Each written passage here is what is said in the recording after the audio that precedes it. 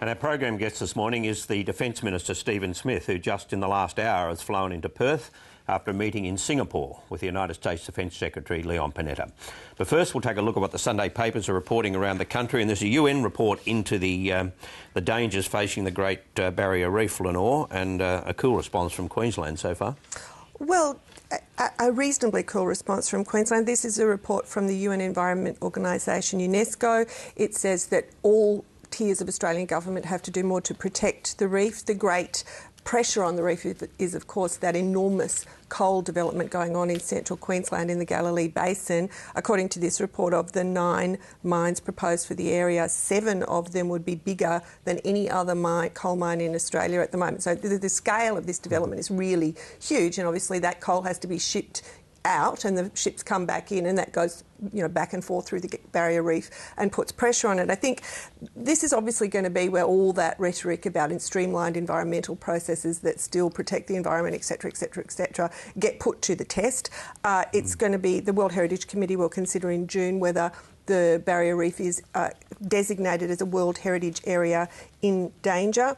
The federal and state governments were already having a big spat over approvals for one of those coal mines, so the relationship is already being tested. So far it's all at a rhetorical level, both say yes, we need to protect the reef, yes, we want coal mining to go ahead, but it's going to come down to whether they can actually put that into practice and balance those two goals. So more broadly on the protection of the reef, Tony Burke, the Minister for Environment, says that they are starting to take some action. This is what he had to say yesterday.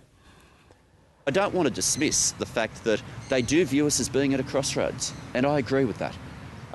And had we not started the strategic assessment, had we not, when we came to government, started Reef Rescue, had we not started to turn the corner on a range of these issues, then there would be a very deep reason for concern.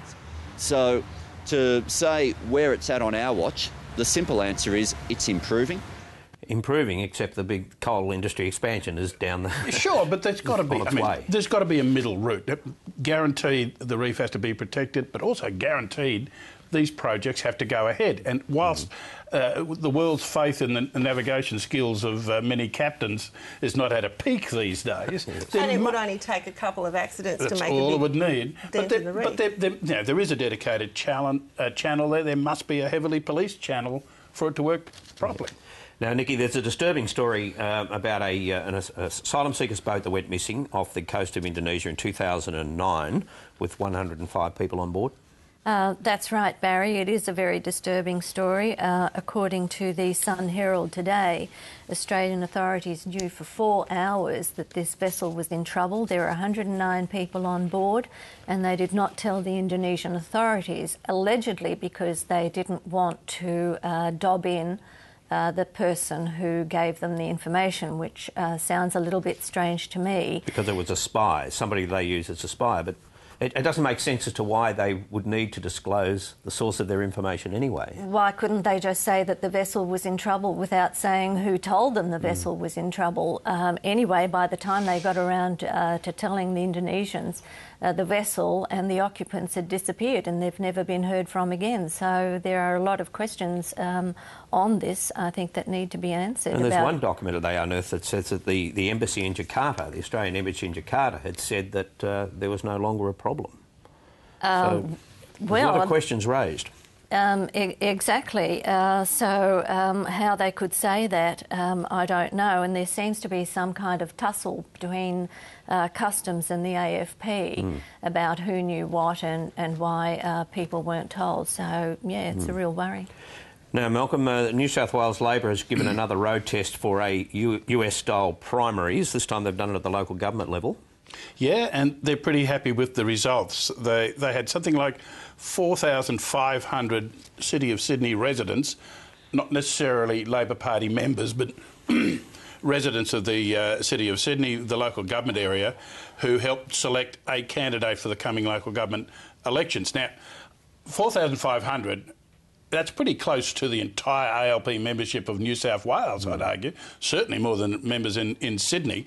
And whilst, as I stress, they were residents, not necessarily party members, they liked the process so much that John Robertson, the opposition leader, said at least 5 Labor candidates are going to be chosen by this what's dubbed an American-style primary system.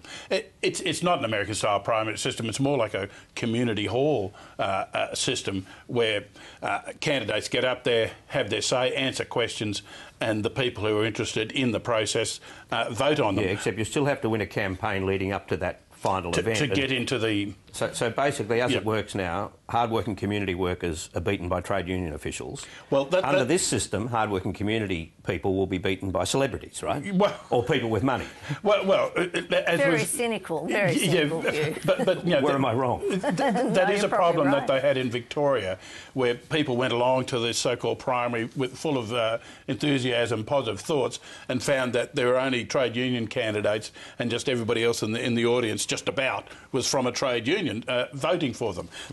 So the Labor Party still has to have that screening mechanism in place, but it's a lot better than a couple of blokes that no one's ever heard of meeting somewhere in Sussex Street and putting up Billy the Buffhead, whom no one really wants. Well, and they've got to give party people some reason to be involved in the party. I mean, Yep. you know, That's the root of it, there is isn't it? nobody in political parties anymore, and that's Exactly. because there's no reason to join. They have no function. Yeah, because they don't do anything. And they are And they trying to want- put caps too on what the candidates can spend.